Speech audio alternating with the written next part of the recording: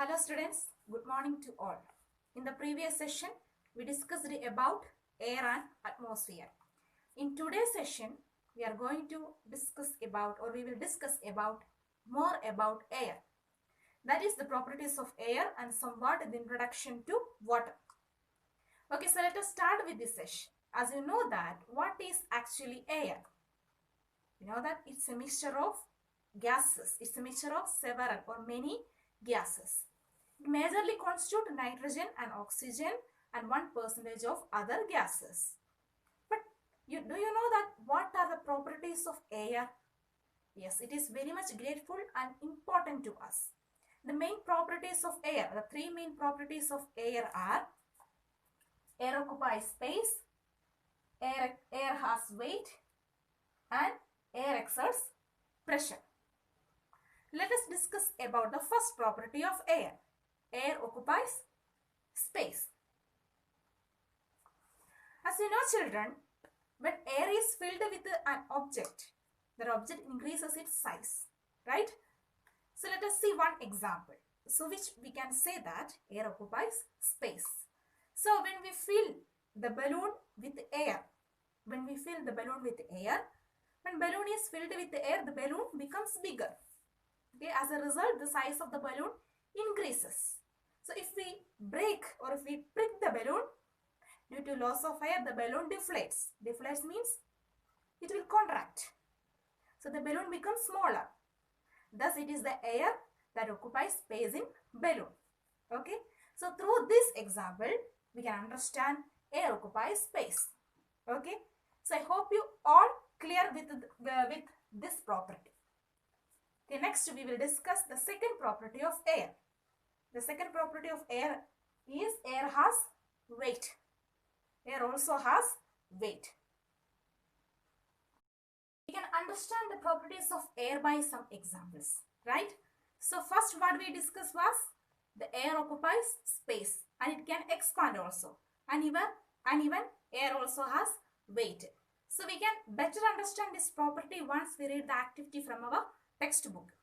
For this activity, we need scale, 2 balloons and some thread.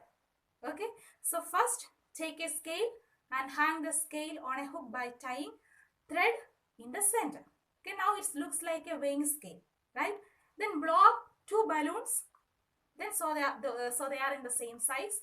Then tie one of the balloons to each end of the scale like this.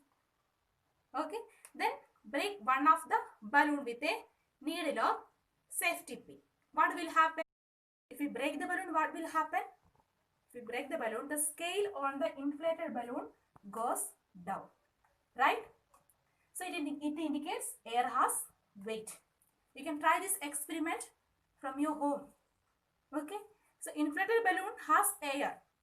Inflated balloon has air and it has weight. So a balloon full of air weighs more than an empty balloon. Clear? So this activity is supposed to show that air has weight. So this is one such property of air. The next property of air is air exerts pressure. So we can prove this property through an experiment. For this experiment, the things we need a glass, cardboard and water with or water jug, water with a cup. Okay. So first fill the glass with the water.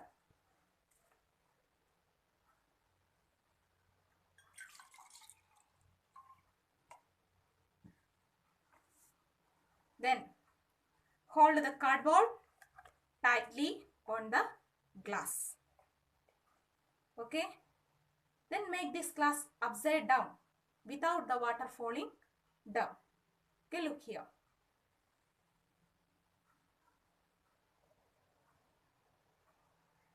What will happen? So what will happen? The water will not fall down because when we remove the hand from the cardboard, the pressure exerted by water inside the glass, which means the water pressure more than the air pressure exerted on the cardboard. So, air exerts pressure on all the things. It exerts pressure equally in all directions. Here, the cardboard does not fall because air acts upon it equally from all directions. Okay. And syringe is another example of air pressure. Even doctors, if there is no pressure, doctors would not be able to fill up a syringe. Okay. Doctors would not be able to fill up a syringe if there were no pressure. So, we want to pull the cap to fill the syringe with the medicine, right? So, when we pull the cap, the air which is present in the atmosphere enter in. When it will enter in, what will the doctor do? The doctor will place the needle in that solution. So, which the doctor want to fill in. So, when he pulled the cap, the air entered inside the syringe. And with the help of the air, the medicine will fill in the syringe. Okay. So, this is because of the air pressure. The medicine able to enter into the syringe because of the air pressure. Okay. So, this is all about air, atmosphere and air pressure. I hope you all clear about the properties of air. The water that we use mainly comes from rivers, lakes, ponds and wells. But waste, chemicals and poisonous gases makes the water unfit for consumption. We call these substances impurities. Impurities are actually two kinds, soluble and insoluble.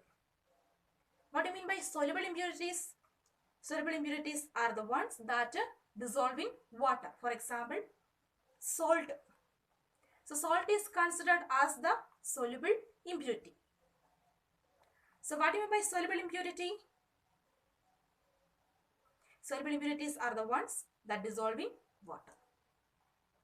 So, salt is considered as soluble impurity. Then the difference between soluble and insoluble impurity is that insoluble impurity are the ones that do not dissolve in water. For example, sand, germs, stones, etc. So, sand, you can try this from your home. You can see that sand is not able to dissolve in water. This means difference of soluble and insoluble impurities. Okay. So, always remember that impurities are of two kinds, soluble and insoluble. So, actually there are two kinds of impurities, soluble and insoluble impurities. Two kinds of impurities are there, soluble and insoluble impurities. I hope that you enjoy this session and learn somewhat about water and get to know something about water. Okay. In the next session, we will discuss that how can we remove such impurities from the water and how can we get purified water by doing some process. So, we will meet in the next session. Till then, keep learning, keep enjoying. Thank you.